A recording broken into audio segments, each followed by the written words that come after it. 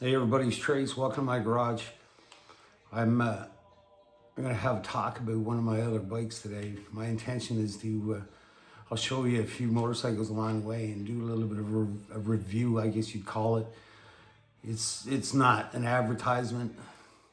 I'll take you around it. I'll show you some things about it, and I'm going to start riding them and talking about them as well. It comes from my perspective as a rider.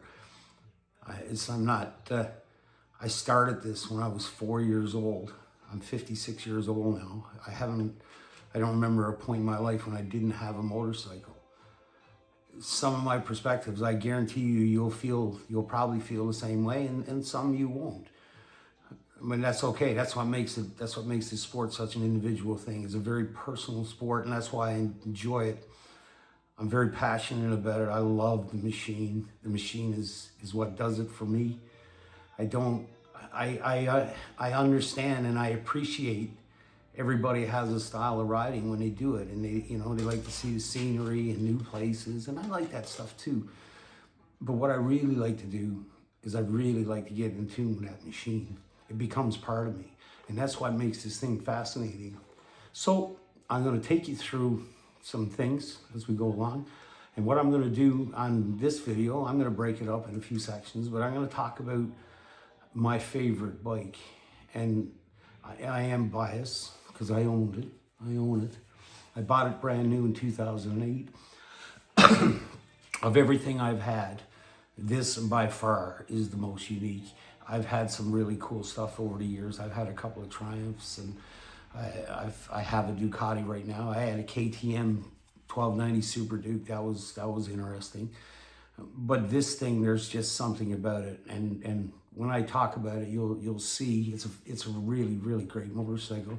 And when I get a chance to ride it, and I'll show you what it's like to be on it, it kind of puts it in a different perspective. So, if this kind of stuff interests you, then by all means, I'm just a regular guy. I'm just a regular guy that I've been riding. I ride a lot, but I do enjoy to ride, and I can't wait to talk to you about it, and I hope you do enjoy it. This is my buddy. This is a 2008 Suzuki Hayabusa. This is one of the only bikes that I walked into a showroom and I seen it. It's the only time I ever did it. And before I left, I bought it. I always wanted it. I had a decent bike at the time. I had a 1200 Bend, and that was a good motorcycle. I had a pipe on it. It was a great bike. I did a lot of touring on it.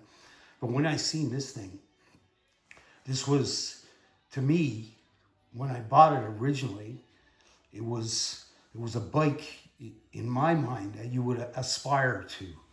I rode my whole life, and I looked at this and I said, well, this is it. In my mind, this is the pinnacle. I didn't really know a lot about it. I mean, I knew what everybody else knew about it in the magazines. It was a fast bike. It was definitely something that was supposed to be, it had such a pedigree. Everybody recognized it, whether they respected it or not. They knew what it was. And that was pretty much where I stood when I bought the thing. I didn't really know that much more about it, but I knew it looked good. It still does. And before I left, I bought it and took it home. Regardless what people may think of this bike comes by its pedigree very honestly. This stems back, this bike was released in 1999 by Suzuki, and it wasn't really supposed to be that much of a production item for them. At that point in time, Honda had the Blackbird, and the Blackbird was everywhere. It was Blackbird this, Blackbird that. Everybody, that was the bike. So the Suzuki engineers got together in a room and they said, you know what, that's enough of this Blackbird stuff. We are going to knock this thing off the top of the heap, and we don't really care what it takes to do it. It was a very aggressive move in one sense, because if you look at the way the industry works, they deal in things that they can build across the line. Engines that can be used in multi-platforms makes sense. It just makes economic sense. So to build one motorcycle for a very limited market that would actually want it, it was unique. It was not something that really had been seen that much before at that point. It had a very unique bulbous look to the front of it, and that's what made it so recognizable. love it or hate it, you would recognize this look. And this was unique because at the time, Suzuki knew what they were going to do with this bike. The 1999 is actually very rare because it's not governed. But in regards to the look of the bike, the look came because the bike was designed in a wind chamber. They understood how fast it was. They knew it was going to exceed 300 kilometers an hour. So you're not going to put that out there if you're not going to make it capable of doing it. So it almost happened inadvertently by the design to make it work the way it does. That was its notoriety. That was the look. And it works really, really well. Like when you're on this bike, when this bike starts exceeding coming over 250 kilometers an hour, there's an enormous down pressure on your back. And it just locks you on the top of it. And you can tell aerodynamically that the bike is sitting down on the road. It's almost an odd feeling the first time you do it. But you can tell it was well thought out. Somebody was going to make sure that when this thing went fast, it was going to do it properly. They combined it with little things to make it go faster. It has an electronic steering dampener on it. The steering dampener actually works, and the faster the bike goes, the stiffer it gets. It's progressive. So when it's at speed, when the bike comes over 200 kilometers an hour, it is very solid the way it sits down on the road. You get your pressure's on your back, you're being pushed down. The steering is very solid. So even if you hit like small bumps and stuff in the road, it really doesn't affect it at all. It's very solid, and it's long. It has a long wheelbase, which it gives it more the ability to sit down, and it's not light. It showed up. It was over 600 pounds.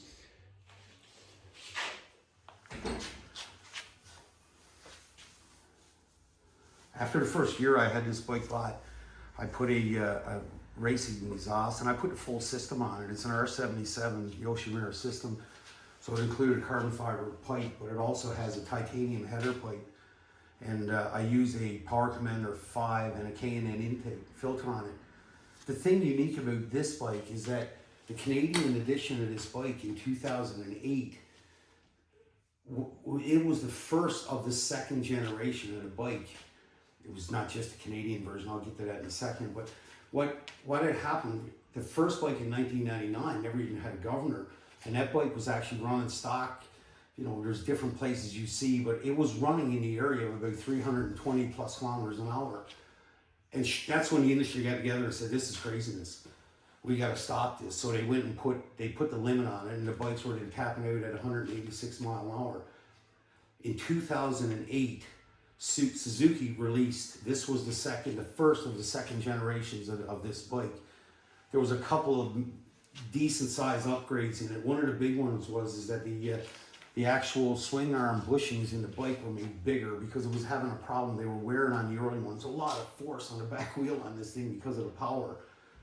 The other thing was it was an upgraded generation of the engines because the original one had 179 horsepower, and this comes back to the Canadian edition. The Canadian edition of this bike actually showed up in 2008 at 199 horsepower.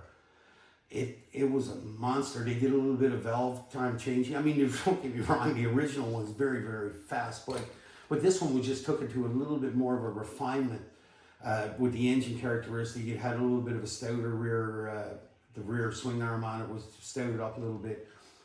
And in 2008, this was the color, where 1 year, it's the only year the color was orange and black. Just as a side note on that, when the bike came back in 2024 for its 25-year edition, they came back in black and orange. I guess that was the coolest color.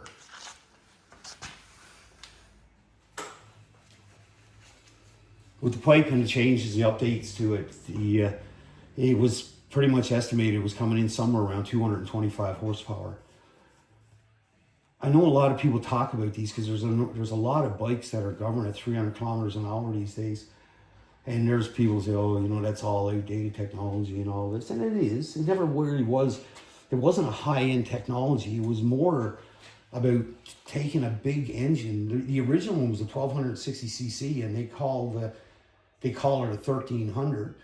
This one is a 1340 cc's in the upgrade, and they still call it a 1300. But how they got more power out of it is they made it bigger. But is it fast? It is incredibly fast. It's hard to explain how fast it actually is.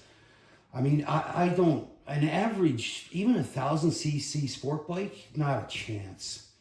It is just so quick. It doesn't require a lot of RPM. It redlines at 10,000 RPM.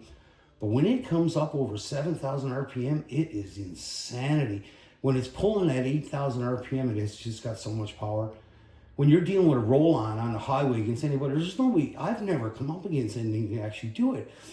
It'll do 215 kilometers an hour in third gear. And if you shift it out into fourth at that speed, you better hold on, because there's no traction control. All the traction control is in your wrist. And it goes. It governs at 300. It's a freaky feel when that happens. You don't really notice it. It just stops going faster. But it'll get to 300 kilometers an hour in a heartbeat. At 240 kilometers an hour, you have to hold on to it. As soon as you hit the throttle at 240 kilometers an hour, all it wants to do is throw you off. The front just comes out of the forks in the front of it, and it goes.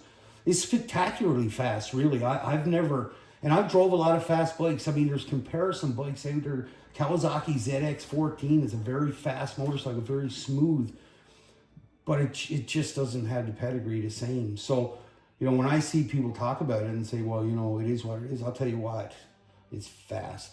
There's nothing out there on the road that would really bother me to try with it. And I'm not a criminal.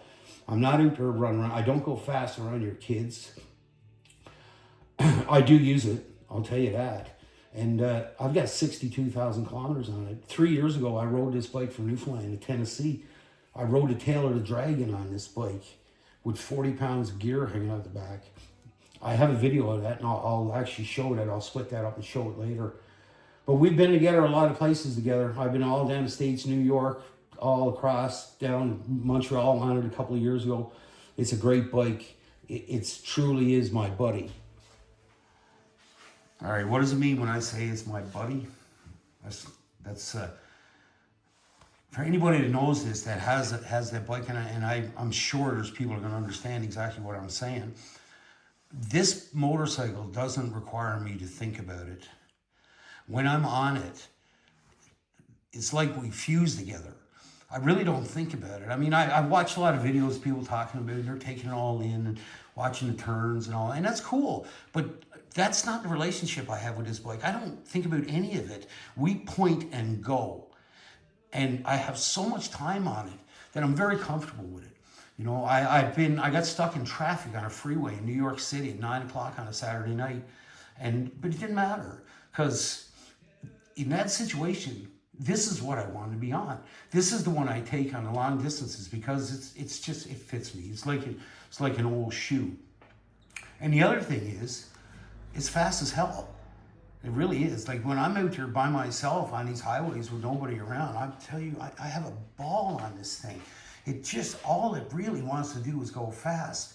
You pull up next to an RCMP or some type of municipal officer, and they're looking at it, but they know what it is. You never bought this if you weren't going to drive it fast. It's almost like thumbing your nose up to somebody saying, hey, nice, isn't it? It's not going very fast right now, so don't worry about it. But that guy knows that at some point that thing is hitting the highway, and that's going to go like the Tasmanian devil, and it does. You know, I don't respect people that do it around, in towns and fooling around. I don't need to show off to somebody in town to do it. It's personal. It's me and it when we go do it, right? So, you know, I have a lot more trips planned for it. I don't know when I'm going to start doing it, but I can tell you one thing: of everything I owned, this one I will not sell.